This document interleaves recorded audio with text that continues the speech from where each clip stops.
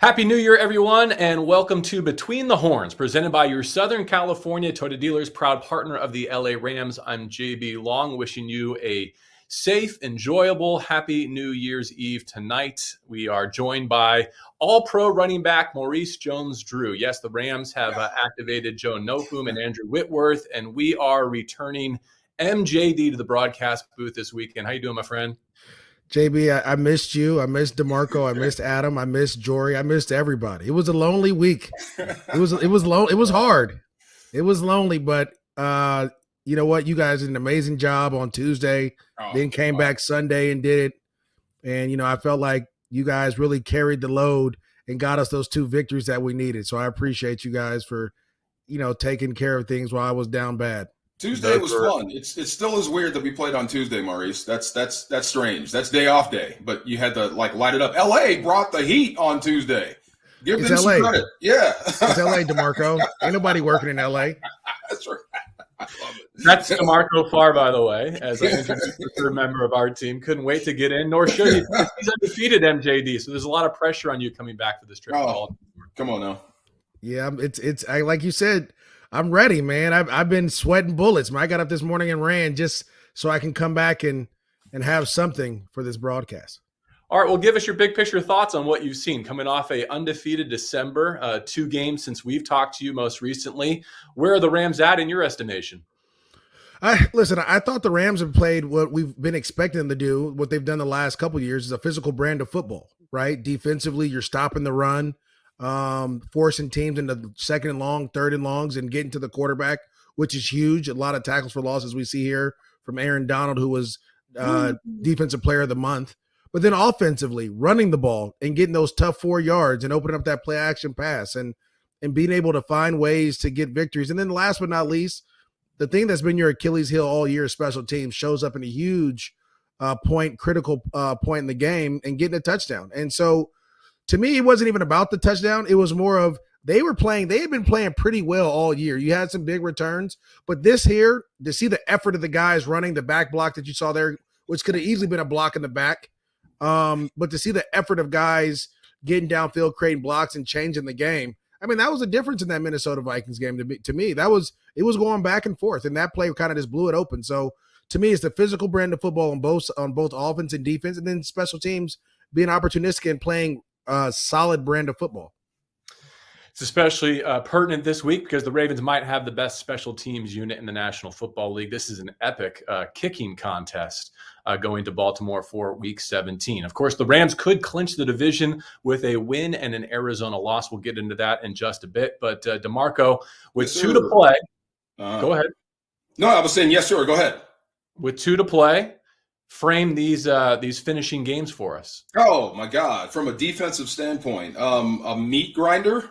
Baltimore, they're physical. They pride themselves on being physical. They're a run-first offense, and then you factor in what's coming down the road with San Fran. That same sort of offense. I mean, just offensive line heavy and physical. So it's a meat grinder. So and I refuse to believe that guy we saw in Minnesota playing quarterback for the LA Rams is the real guy. I think that was your one. That's the one test you throw out for Matthew Stafford. That's your one bad performance of the year because that can't continue, and that's not that guy. And it seemed like he was just trying to do too much. So you got the win. You fought your way out of a few holes. Your special teams, like Maurice said, kind of bailed you out, which is huge for them. I thought Van Jefferson scooping up that onside kick at the end of the game was just as big as the punt return for touchdown because you needed to lean on your special teams, and they delivered. So. Look, play the same way you played versus Minnesota, offense or on defense and special teams, and give me a better Matthew Stafford. Then some of this stuff goes away. But yeah, defensively speaking, if you get into another shootout with Baltimore, and then you're going to get into one with San Francisco, man, I just hate it. Think about how last season ended. It really ended versus Seattle. You didn't have much going into Green Bay, so it's up to this offense to really carry the day for the next 2 weeks, so your defense will have something left moving into the postseason.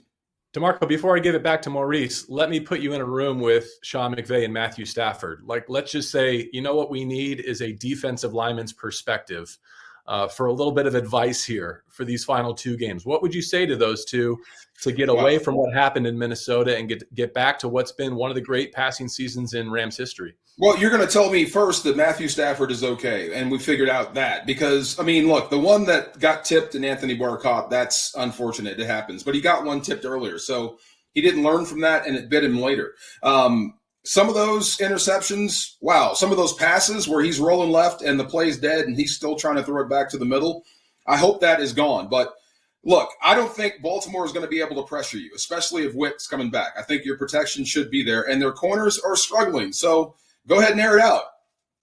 But when you do, make sure you're good. Make sure you're catching passes and creating big plays and you're flipping field position. Give your defense a chance just to rush the passer. Do what they do best. But if you have to play the run like 96 times, and I just saw this. This is why I'm on this. I was watching Lamar Jackson have to run 96 plays to beat Minnesota. 96 plays, and they did it. So this team will not quit. So offensively speaking, take it right to them and see if you can knock the wind out of them and give your defense a chance to do what they do best, get after quarterbacks. If you get into a street fight, oh boy, that's a long game. All right, we'll touch on the Ravens quarterback situation in just a minute. But Maurice, I want to get your thoughts on Stafford. I mean, yes, the 3-interception game was concerning, but I didn't even think the picks, at least 2 out of the 3 of them, were the most disturbing part of his performance at Minnesota. I thought some of the incompletions might have been worse. Yeah, watching the game and from my bed as I sat there and sulked in my misery. The fever dream, hopefully. Yeah, it was fever free at that point. But Okay, the thing was, it just felt like as we play, right, as you get older and as we play, and DeMarco, you know this, you got to start taking care of your body a little bit more. And that short week, I think, really affected him. You know, a lot of times you don't have these short games, this 3-4 day turnaround, right? So you have that Tuesday game, which was a physical game. You got sacked a bunch of times. You got hit a lot. You're trying to pick yourself off the ground. Then you have to come back and then try to get back going again. And I felt like some of those throws, like you said, the interceptions, those happen. You know, I think the Anthony Barr tip one, it happens. The one where he was scrambling, he tried to throw it away, that happens sometimes. But to me, it was an incompletion to OBJ when he's wide open. And you throw the ball 8 yards in front of him, right? Where he couldn't, like, it skipped to him kind of. And so to me, that was concerning. But at the end of the day, I felt like the game plan was perfect. You used your running game. And you know what I love about it is, and we got to go back to early in the season, like the Tampa Bay Bucks game where they didn't really run the ball like that. He was throwing the ball to the yard. You're starting to see it change a little bit where they're running a little bit more. They're trying to preserve him, take a lot off his plate. And you're starting to see more intermediate passes, which is what I like, not as much down the field. So for me, as long as you continue to do that, it'll come back. That arm will come back. He's just probably a little sore right now, right? And so I think Sean's done a great job with it. It's just, again, he has to take care of his body. You have to take care of his body as a play caller and make sure that you're taking a lot off his plate. It was on the money down. A couple of those late scoring drives, third and fourth quarter, made some big time throws on third down to get the Rams to the finish line, and a win in which they never trailed. All right, let's go to the Ravens next. Maurice, as we speak on this Friday morning, we don't know what the deal is with Lamar Jackson, but I think the tea leaves indicate that he's going to be gone for a third week, and it's going to be Tyler Huntley. So you get a rookie on the road with a chance to maybe clinch the division. This feels like an opportunity you have to cash in. Yeah, listen, don't put it past people. Tyler Huntley can play, right? He went score for score. He almost beat the Packers. I was going to say, he went score for score with the Packers now. Like, he could play, and he's athletic, and he can run, and he may not be as dynamic as a runner as Lamar Jackson, but he can run. And running quarterbacks, as we know, give any and every defense an issue. And so, to me, this is going to be one of those games. It's an AFC game, right? Like, let's just be honest. The AFC is a much more physical brand of football than the NFC. That's just how it is. But by the where the teams are at, how they played, your divisions, different things, right? There's more dome teams, I feel like, they're in the NFC. It may not be. I just may be making that up. But you have to know that you're going to have to bring 2 chin straps. This is the Baltimore Ravens. You have to know that you're going to have to bring your big boy pads.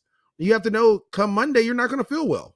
It is going to be a nasty game in Baltimore. It's going to be cold. It might be raining.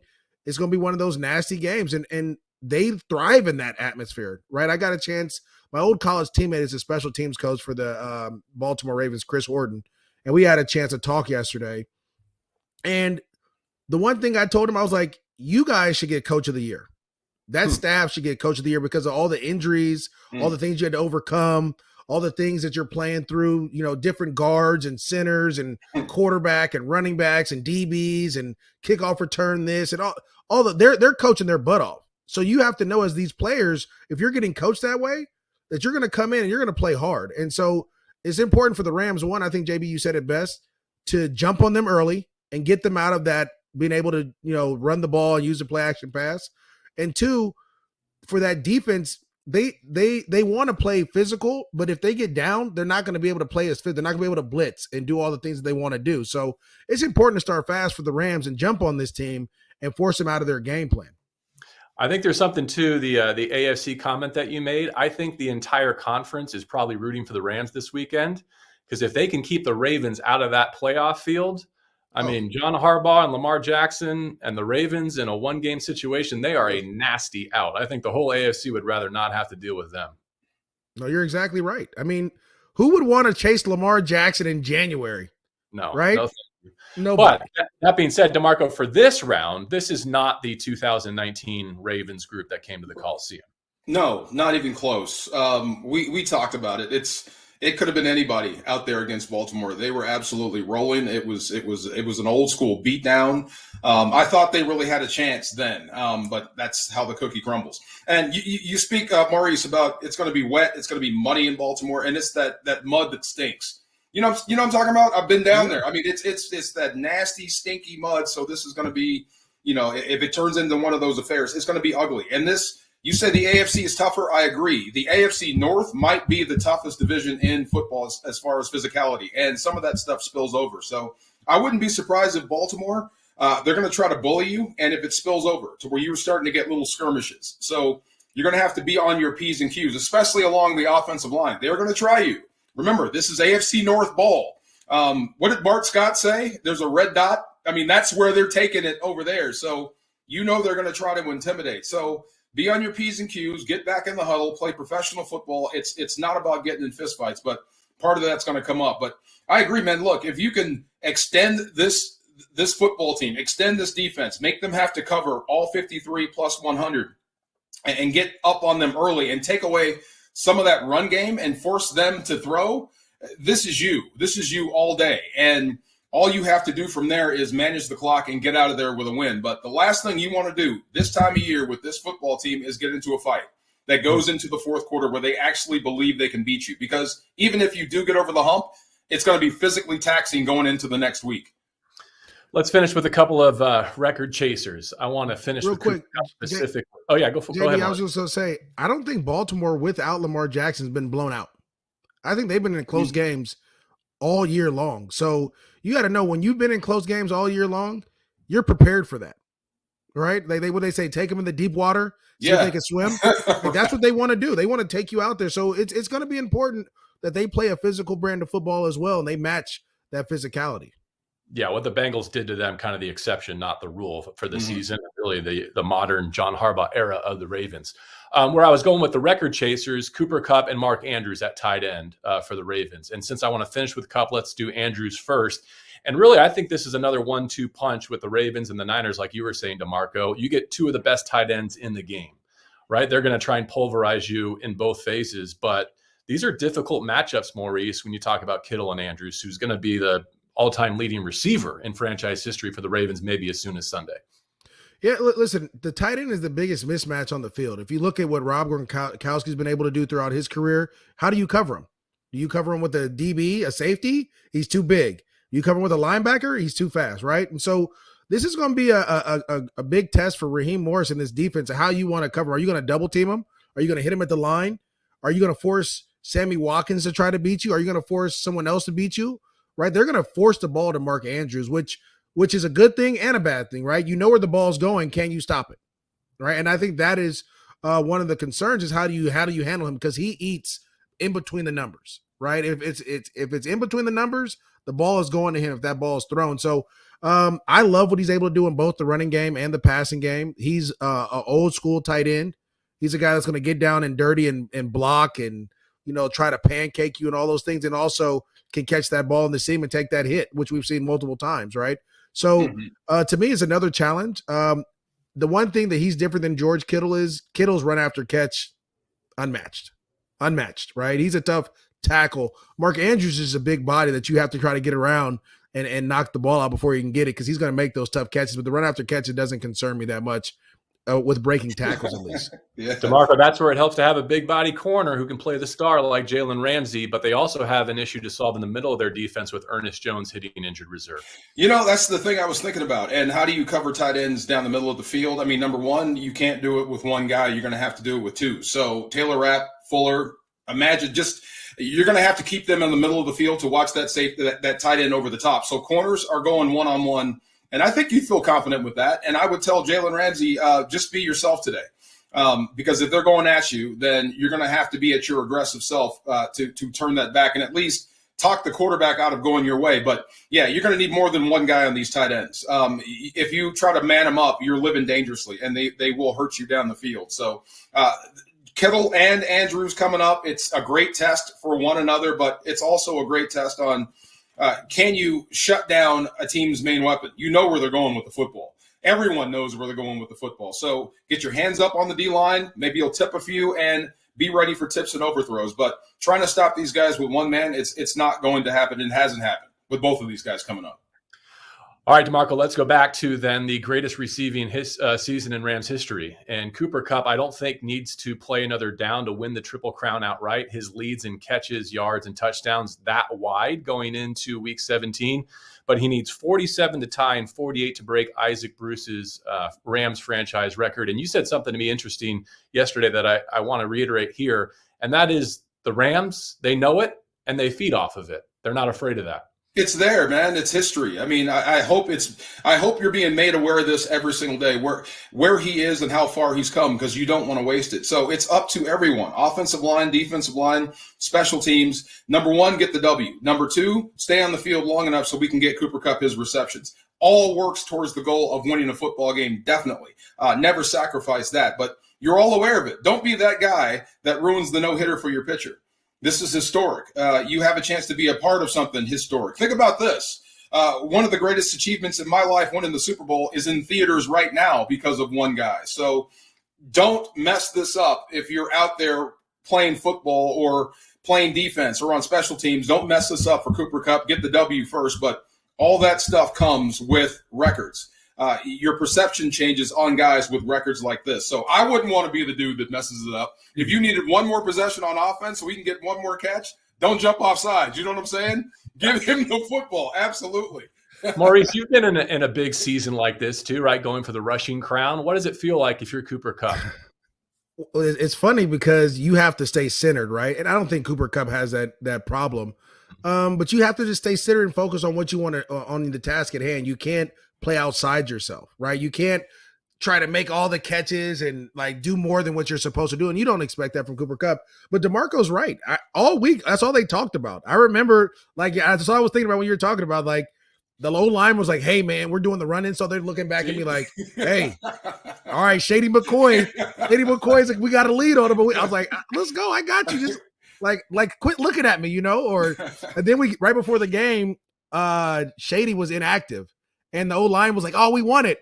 And then Mel Tucker, who just had a big win this weekend, came in and goes, that wasn't the record we're going for. We're going for the all-time Jaguars rushing record, which I think we needed like 150 to do. And we ended up getting 169, right? And so the defense, I've never seen them tackle and play as fast as they did, right? I've never seen the receivers block the way they blocked. I mean, dudes were scratching and clawing and grabbing and holding and pushing, and it's fun to do that. I mean, that's why football is special. It's a team game, right? So don't be surprised if you see like Odell Beckham running from one side of the field to the other to get a block to try to get the yardage. And I mean, that's what you want to do, right? You want to make sure, because you want to be a part of that. Like DeMarco said, there's a movie out about the Rams and about Kurt Warner. Don't get me wrong. But guess what? DeMarco could always tell his kids, what number were you? 79? 75. Yeah. 75. That's 75. me. You see that guy? That's me, right? Like, and that's what people like. That's what you want. It's you want to be a part of history, and that's the most important thing with this game. And I think as Sean McVay, it's your job as well to make sure that everyone is on board with it, right? Like, look, this is a chance. This happened. It's not like we forced it to happen. It happened. Now let's force it. Now let's figure out how to keep it going. If we got to catch 10 bubble screens today, he will catch 10 bubble screens. You know what I'm saying? Like, whatever the number is, we will get him the ball as many ways as we possibly can. MJD, you bring up an important question. DeMarco, do we know who plays you in the movie? We need to find that out. He's 6'5" and has dreadlocks. I like the 6'5" part though. Okay, he got dreads. We should invite him on the show next week. No doubt. Right. Absolutely. At least I look tall. Who would you want to play you in a feature film? Well, now we have the answer for DeMarco Farley. I guess that's it. That's 2021. Yeah. That's Between the Horns, guys. We did it. It's not the end of the road for the Rams, not the end of the road for this season, but just for the calendar year. Excited and ready for next week. Or this week, excuse me. Let's get it. Let's get it. Absolutely. Almost Good there. to have you back, MJD. Everybody travel safe. We'll catch you in the harbor in Baltimore. All right. See you guys then. All right. And for everyone else listening, we also wish you a safe and enjoyable New Year's Eve. Rams fans, you have one more chance to join us in SoFi Stadium for the regular season. That's the showdown with the 49ers. To get your tickets and to experience the Rams house, just go to therams.com/tickets, therams.com/tickets. For MJD and DeMarco Farr, I'm JB Long, and this is Between the Horns.